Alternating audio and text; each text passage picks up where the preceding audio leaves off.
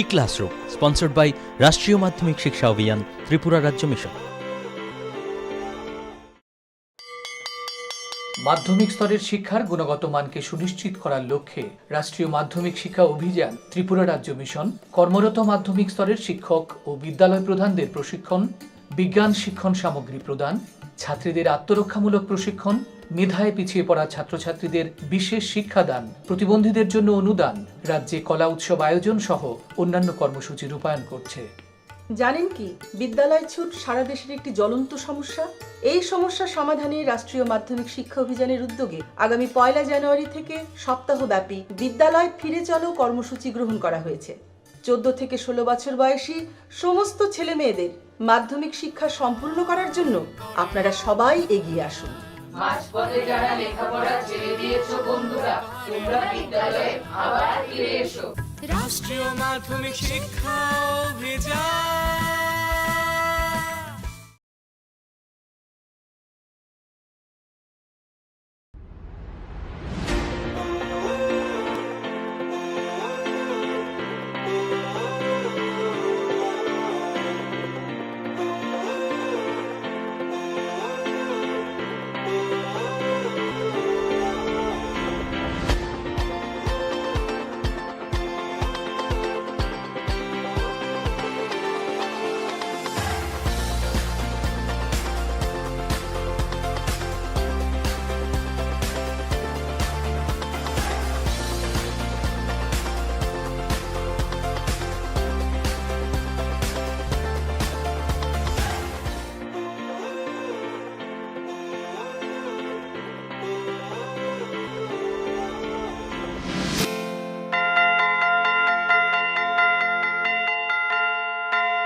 Hello students, সবাই কেমন আছো তোমরা?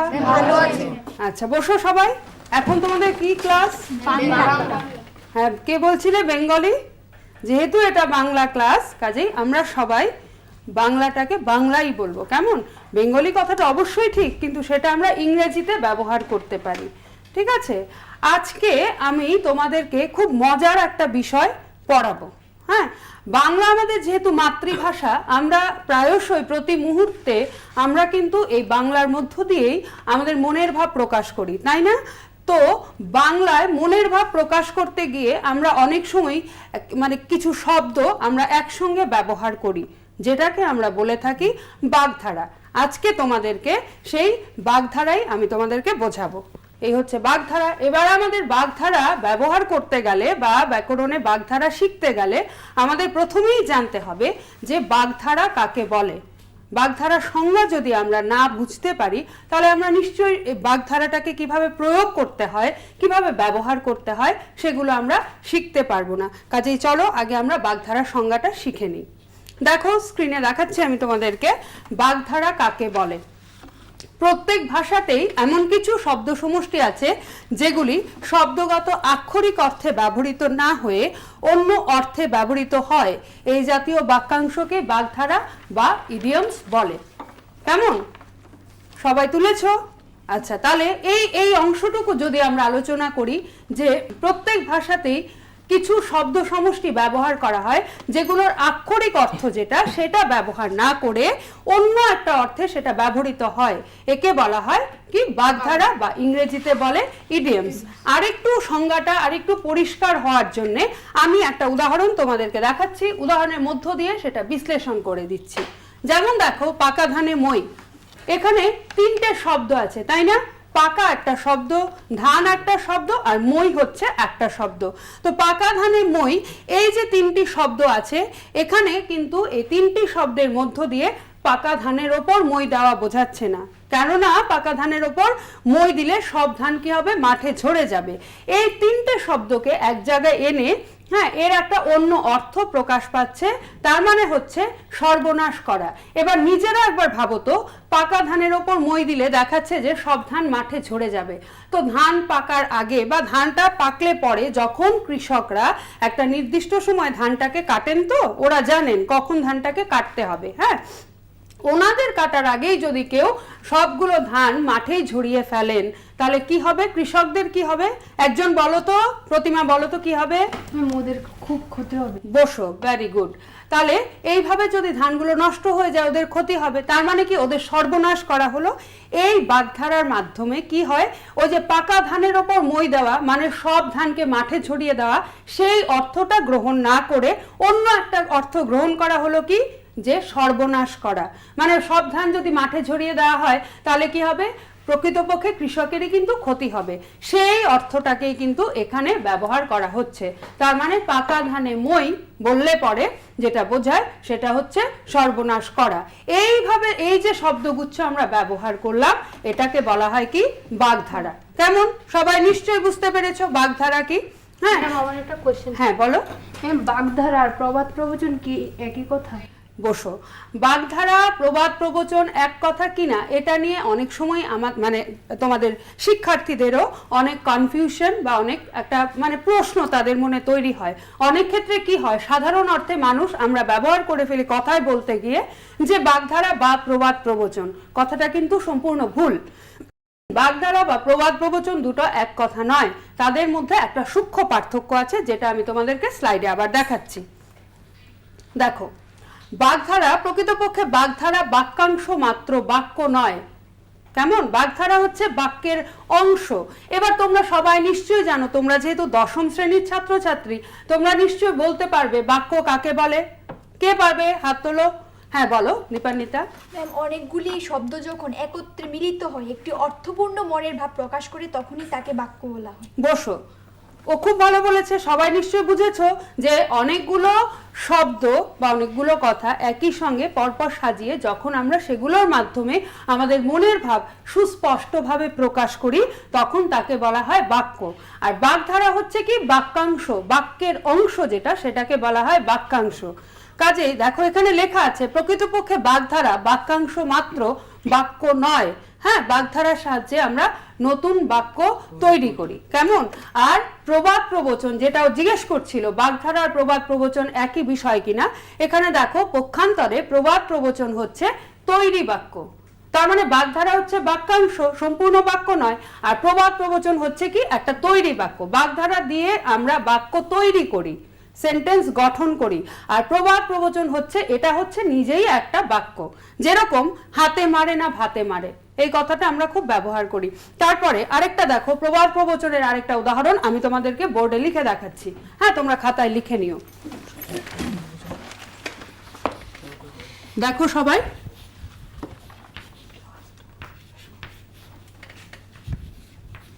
নিশ্চয়ই সবাই দেখতে পাচ্ছ।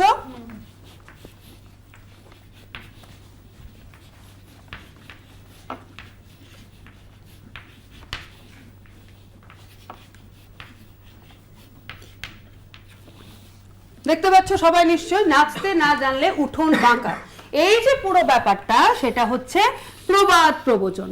ঠিক আছে, সেটা হচ্ছে একটা প্রবাদ। কেমন, এটা আমরা অনেক সময় বলে থাকি, তাই না? যেরকম ধরো ক্লাসে অনেক সময় হয় কি, বন্ধুরা বলে হ্যাঁ কোনো একটা কাজ হয়তো ও পারলো না করতে, হ্যাঁ তখন পারলো না মানে ও হয়তো কাজটা পারেই না, এরকম হয় না অনেক সময়? হ্যাঁ, ও হয়তো পারেই না।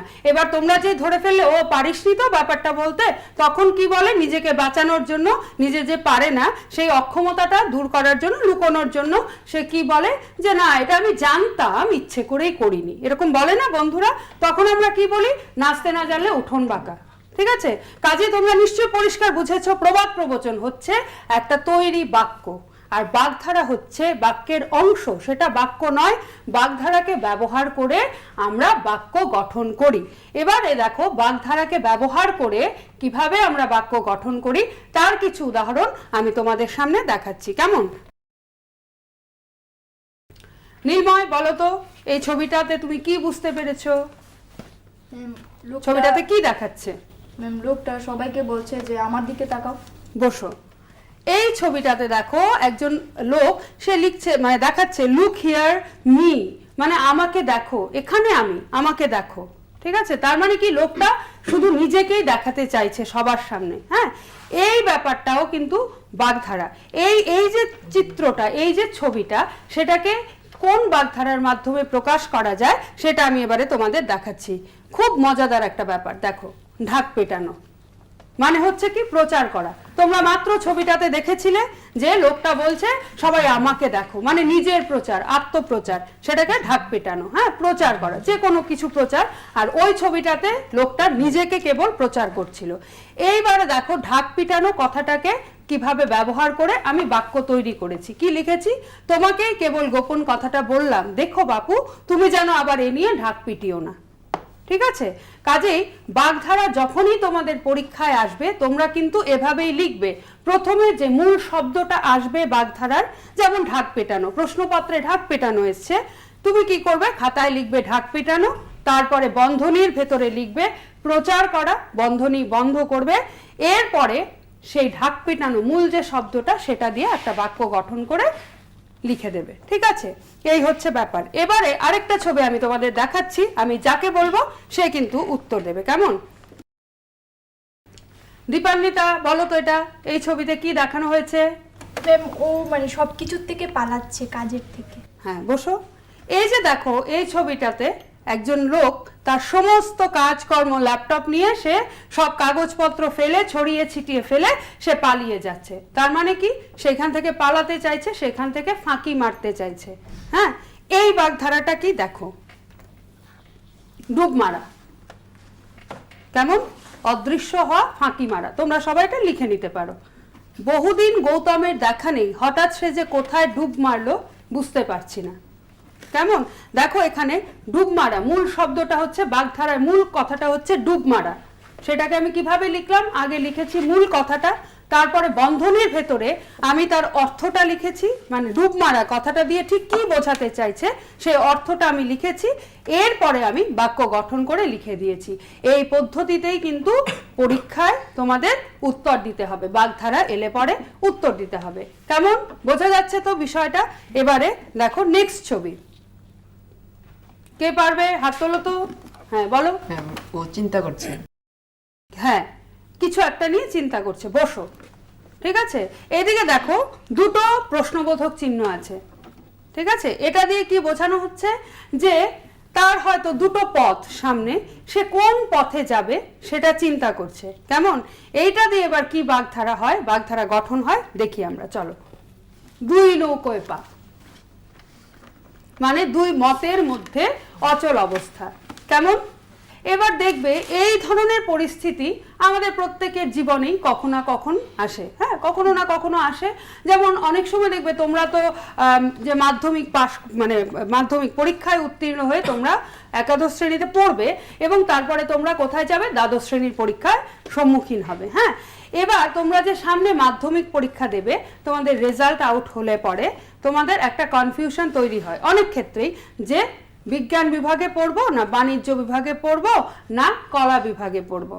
হ্যাঁ, বা ধরো বিজ্ঞান বিভাগে পড়বো না কলা বিভাগে পড়বো, সায়েন্স নেব না আর্টস নেব, হয় না এরকম একটা কনফিউশন? তো এখন তোমরা কি পারবে সায়েন্সও নেব আর্টসও নেব দুটো নিয়ে? এইভাবে কি কেউ চলতে পারে? পারে না। এইটাই, এই যে পরিস্থিতিটা, যে কেউ যখন এই কাজটাও করব ওই কাজটাও করব, এই ব্যাপারটাকে, দুটো কাজকে একসঙ্গে চালিয়ে নিয়ে যেতে চায়, সেই ব্যাপারটাকে বোঝানো হয় দুই নৌকোয় পা, যেটা খুব বিপজ্জনক পরিস্থিতি। দুই নৌকোয় পা দিয়ে চলা যায় না। এবার দৃশ্যটা এবার নিজেরা একটু মনে মনে কল্পনা করো। নদীর ওপর দিয়ে দুটো নৌকো যাচ্ছে, একটা লোক দুটো নৌকোয় দুই পা দিয়ে দাঁড়িয়ে আছে। পারবে কি যেতে? কি হবে? যে কোনো মুহূর্তে সে মাঝখানে নদীতে পড়ে যাবে। তার মানেই কি? এটা বিপজ্জনক একটা পরিস্থিতি, দুই নৌকোয় পা দিয়ে চলা যায় না। সেটা হচ্ছে দুই নৌকোয় পা। দুই নৌকোয় পা কথাটার মূল যে অর্থ সেটা হচ্ছে দুই মতের মধ্যে অচল অবস্থা। সে ঠিক করতে পারছে না, ডিসাইড করতে পারছে না, সিদ্ধান্ত নিতে পারছে না যে সে কোন পথে যাবে। হ্যাঁ, এই অর্থটাকে বোঝানো হচ্ছে দুই নৌকোয় পা কথাটার মাধ্যমে। এটা দিয়ে আমি একটা বাক্য গঠন করে এনেছি, হয় বাংলাদেশের স্থায়ী বাসিন্দা হয়ে যাও, নয়তো চিরদিনের মতো ভারতবর্ষে চলে এসো। আর কতদিন দুই নৌকোয় পা দিয়ে চলবে? তুমি বাংলাদেশেও থাকবে ভারতবর্ষেও থাকবে, সেটা তো হয় না। একটা নাও, যে কোনো এক দেশে থাকো, সেটাকে দুই নৌকোয় পা দিয়ে বোঝানো হয়েছে। ঠিক আছে? পুষ্টিকর খাদ্য এবং শিক্ষা আমাদের নিতান্ত প্রয়োজনীয় জিনিস। আপনি কি জানেন বর্তমানে ত্রিপুরায় বিদ্যালয় শিক্ষা দপ্তরের অধীনে মধ্যাহ্ন আহার প্রকল্পের উদ্যোগে সবকটি বিদ্যালয়ে সবজি বাগান গড়ে তোলা হচ্ছে। ছাত্রছাত্রীদের পুষ্টিকর খাদ্য প্রদান করার লক্ষ্যে সেই বাগানে উৎপাদিত সার এবং কীটনাশকবিহীন সবজি প্রথম থেকে অষ্টম শ্রেণীর শিক্ষার্থীদের মিড ডে মিলে ব্যবহার করা হয়। চলুন শিক্ষার্থীদের স্বাস্থ্যকর এবং নির্ভেজাল খাদ্য প্রদান ও সুস্থ সমাজ গড়ার লক্ষ্যে আমরা সবাই এগিয়ে আসি এবং প্রত্যেকটি বিদ্যালয়ে সবজি বাগান গড়ে তুলতে বিদ্যালয় কর্তৃপক্ষকে সাহায্য করি।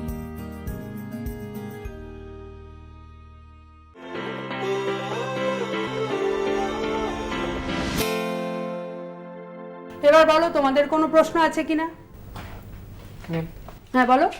তাসের ঘরের বাগধারাটা কি? হ্যাঁ বসো। তাসের ঘর, ও খুব সুন্দর একটা কথা বলেছে, আমি বোর্ডে তোমাদের লিখে দেখাচ্ছি। তাসের ঘর।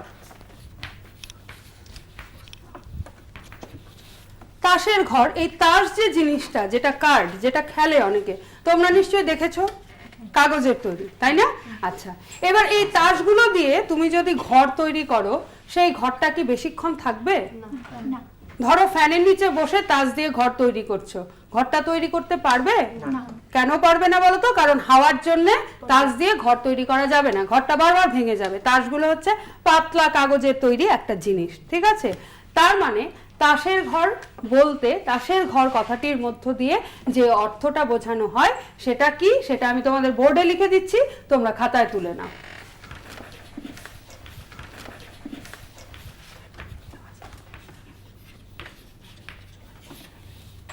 তাসের ঘর কথাটার অর্থ হচ্ছে ক্ষণভঙ্গুর।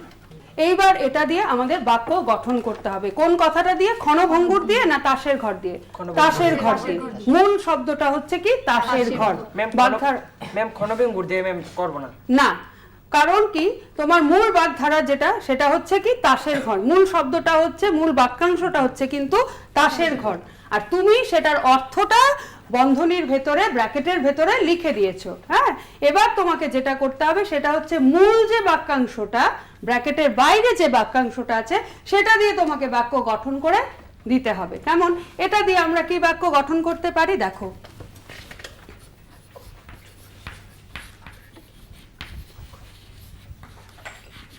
ভূমিকম্পের ফলে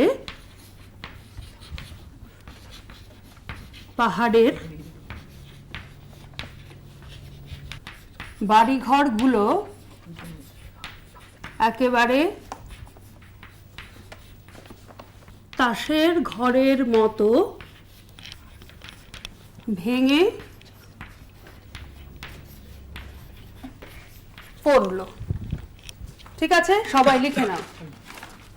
ভূমিকম্পের ফলে পাহাড়ের বাড়িঘরগুলো একেবারে তাসের ঘরের মতো ভেঙে পড়লো। বোঝা গেছে? তাহলে বাগধারাটা কি? আচ্ছা, এবার আরেকটা ছবি দেখো। বলো তো অনামিকা, ছবিতে কি আছে? ঘোড়ার ডিম। ঘোড়া আছে আর একটা ডিম আছে, তাই না? বসো।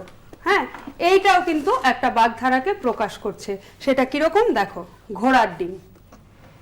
আচ্ছা, এবার ঘোড়া তো সবাই দেখেছো, কাছে থেকে না দেখলেও, হ্যাঁ, যারা চিড়িয়াখানায় গেছো, বাইরে ঘরে গেছো, কোথাও বেড়াতে গেছো, সেখানে হয়তো ঘোড়া দেখেছো। কিন্তু অনেকে তো আবার টিভিতেও দেখেছো, সিনেমাতে আমরা আচ্ছার দেখে থাকি, তাই না? ঘোড়া। কেউ কি কখনো ঘোড়ার ডিমটা কেমন সেটা দেখেছো? ঘোড়ার ডিমটা কেউ দেখেছো? না। কেননা ঘোড়ার ডিম বললেই একটা অবাস্তব ব্যাপার বোঝায়, ঠিক আছে? এটা কেউ কখনো দেখেইনি। ঘোড়ার ডিমটা কেমন, কেউ কি বলতে পারবে ঘোড়ার ডিমের সাইজটা এই, রংটা এই, ভেতরে এই আছে? কেউ তো জানে না, কারণ এটা একটা কি? অবাস্তব ব্যাপার। তো এই অবাস্তব ব্যাপারটাকে বোঝানোর জন্য যে বাক্যাংশটা ব্যবহার করা হয় সেটা হচ্ছে কি? ঘোড়ার ডিম। কেমন? ঘোড়ার ডিম এই কথাটা দিয়ে, এই যে মূল বাক্যাংশটা দিয়ে আমি যে মানে বাক্যটা গঠন করেছি, দেখো, বলছো বটে খুব পরিশ্রম করে জিনিসটা তৈরি করেছো, কিন্তু ব্যাপারটা তো হয়েছে একটা ঘোড়ার ডিম, মানে অবাস্তব বস্তু। তুমি হয়তো খুব পরিশ্রম করে একটা জিনিস তৈরি করেছো, কিন্তু পুরো ব্যাপারটা আসলে হয়েছে একটা অবাস্তব বস্তু। ঠিক আছে? আচ্ছা, এবার এটা তোমরা লিখে নাও খাতায়। হয়েছে? এবারে দেখো আরেকটা যেটা ব্যাপার, তোমাদের মানে অনেক সময় ছাত্রছাত্রীদের মধ্যে এইটা একটা প্রশ্ন থাকে যে এই বাগধারাগুলো, হ্যাঁ, এগুলোকে কি করে মনে রাখবো? অনেক সময় হয় পরীক্ষার টেনশনে আমরা হয়তো যেটা শিখে গেছি সেটা আমরা ভুলে যাই, তাই না? তখন কি হয়, আমাদের কিন্তু কিছু কিছু কৌশল আমাদের খাটাতে হয়, হ্যাঁ, কৌশল আয়ত্ত করতে হয়। কৌশলটা কীরকম দেখো, এই যে ঘোড়ার ডিম কথাটা, সেটাকে তুমি যদি মনে মনে কল্পনা করো, মনে মনে চিন্তা করো ব্যাপারটা নিয়ে, তখন কিন্তু এই মূল বাক্যাংশর অর্থটা কি সেটার একটা আভাস তুমি পেয়ে যাবে। কিরকম সেটা দেখো, আমি একটা উদাহরণের মধ্য দিয়ে তোমাদের বুঝিয়ে দিচ্ছি, দেখো বোর্ডে। ঠিক আছে, একটা উদাহরণ দিচ্ছি আমি, যে কি করে বাগধারা, এতগুলো বাগধারা তো মনে রাখতে হবে পরীক্ষার জন্য, কি করে মনে রাখবে, হ্যাঁ, সেটা আমি দেখাচ্ছি। দেখো,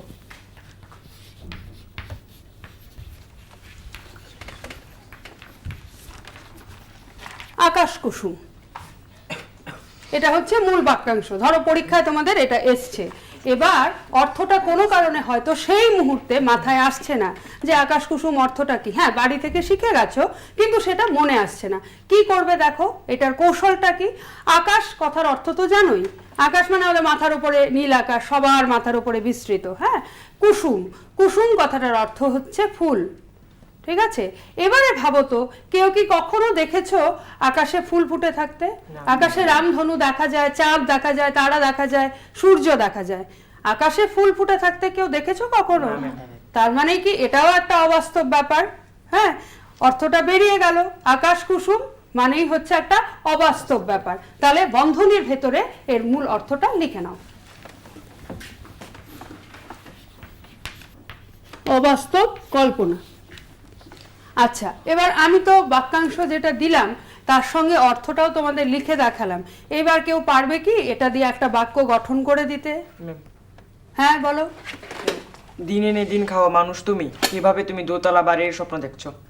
হ্যাঁ ঠিক আছে, তারপরে এই এই বাক্যাংশটা কিন্তু তোমাকে ব্যবহার করতে হবে, আকাশ কুসুম কথাটা কিন্তু তোমাকে বাক্যে ব্যবহার করতে হবে।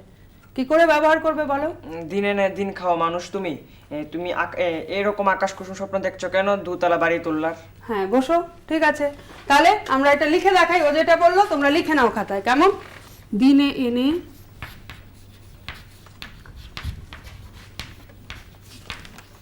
দিনে খাওয়ার মানুষ তুমি, কিভাবে দোতলা বাড়ি তৈরি করার মতো আকাশ কুসুম কল্পনা করছো। এবারে যেটা করবে, আরেকটা জিনিস, যেটা বাক্যটা গঠন করে লিখে দেখালে, হ্যাঁ কি করবে, বাক্যটা শেষ হলে পরে যেখানে তুমি মূল বাক্যাংশটা প্রয়োগ করেছো তার নিচে একটা আন্ডারলাইন করে দেবে, দাগ দিয়ে দেবে, এরকম, এই যে আকাশ কুসুম, ঠিক আছে।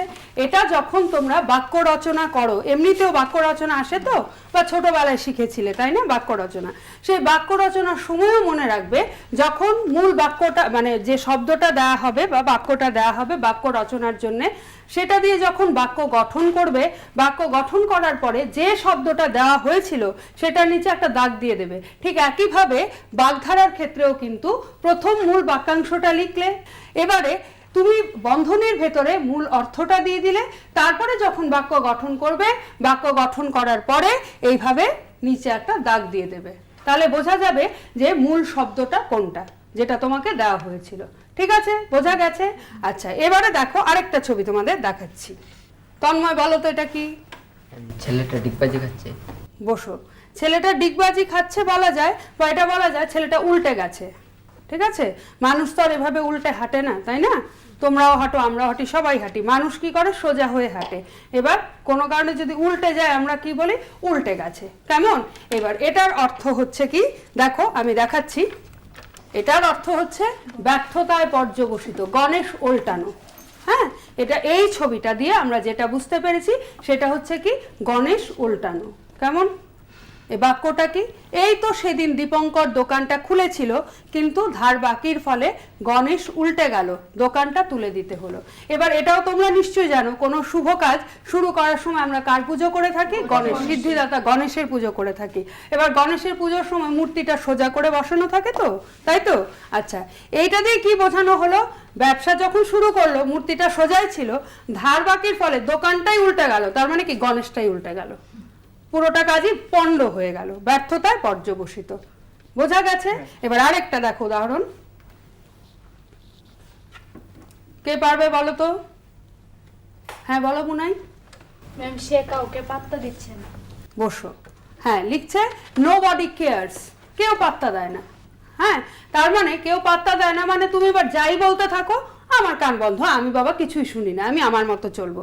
এই ব্যাপারটাকে যে বাগধারার মাধ্যমে প্রকাশ করা হয় সেটা দেখো, কানে তুলো দেওয়া মানে অগ্রাহ্য করা, মানে পাত্তা না দেওয়া। এবার লিখে নাও বাক্যটা, ঠিক আছে? হ্যাঁ, তার মানে কি? কানে তুলো দেওয়া। কানে তুলো দিলে তুমি কোনো আওয়াজ শুনতে পাবে? পাবে না। এবার যেটা বোঝানো হয়, সত্যি সত্যি তো কানে তুলো দেওয়া হয় না। যেরকম ধরো বাড়িতে যেমন তোমরাও দুষ্টুমি করো, বাবা মা পড়তে বসার কথা বললেন হয়তো, বা তোমরা কি করো, এখন তোমাদের পড়তে বসার ইচ্ছা নেই, তোমরা শোনো না ভাব করে থাকো না। হ্যাঁ, ছেলেমেয়েরা এরকম করো, তাই না? হ্যাঁ, সেই ব্যাপারটাকে বলা হচ্ছে কানে তুলো দেওয়া। কে কি বললো সেটা আমি পাত্তাই দিচ্ছি না, আমি কানে তুলো দিয়ে রেখেছি, মানেই হচ্ছে অগ্রাহ্য করা, পাত্তা না দেওয়া। ঠিক আছে?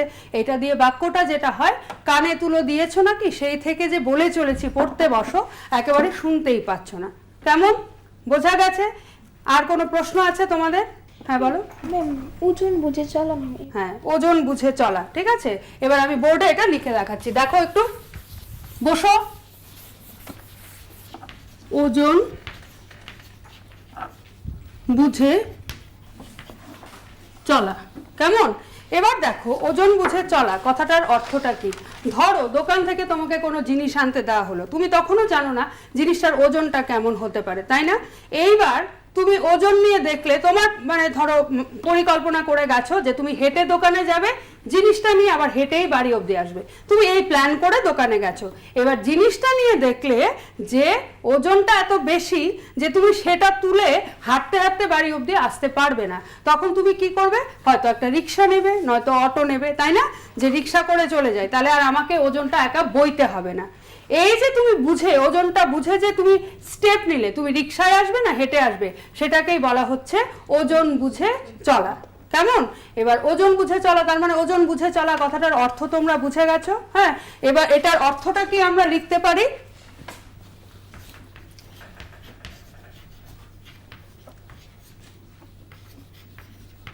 অবস্থা বুঝে চলা। কেমন? ঠিক আছে, তাহলে আজকে আমাদের বাগধারার ক্লাস আমরা এখানেই শেষ করছি। বাগধারার সংজ্ঞা কি, বাগধারার সঙ্গে প্রবাদ প্রবচনের পার্থক্য কি, এটুকু আমরা শিখলাম। আর আজকে যেগুলো আলোচনা করলাম সেটা তোমরা আগামী দিন খাতায় সুন্দর করে লিখে নিয়ে আসবে। কেমন? সবাই ভালো থেকো। Thank you ma'am.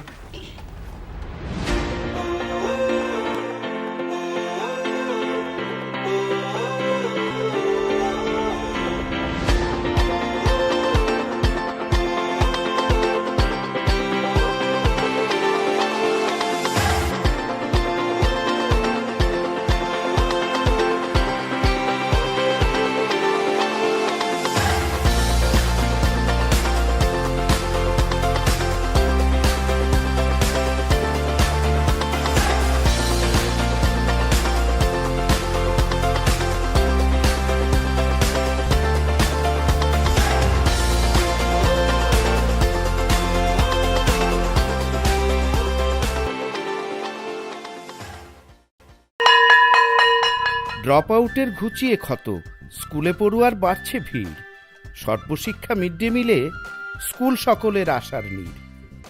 রাজ্যের 6 থেকে 14 বছরের সব শিশুদের বিদ্যালয়ের আঙিনায় এনে তাদের বুনিয়াদী শিক্ষা সুনিশ্চিত করতে সর্বশিক্ষা অভিযান বদ্ধপরিকর। তাদের শিক্ষার সুবিধার জন্য রয়েছে বিনামূল্যে পাঠ্য বই, বিদ্যালয়ের পোশাক, উন্নত মানের পড়াশোনা, স্বাস্থ্যসম্মত শৌচাগার, বিশুদ্ধ পানীয় জল, পুষ্টিকর মধ্যাহ্ন আহার, খেলাধুলার ব্যবস্থা এবং আরও অনেক কিছু। হ্যাঁ, তাই দেরি না করে আজই আপনার এলাকার সব শিশুদের নিকটবর্তী সরকারি বিদ্যালয়ে ভর্তি হতে উৎসাহিত করুন।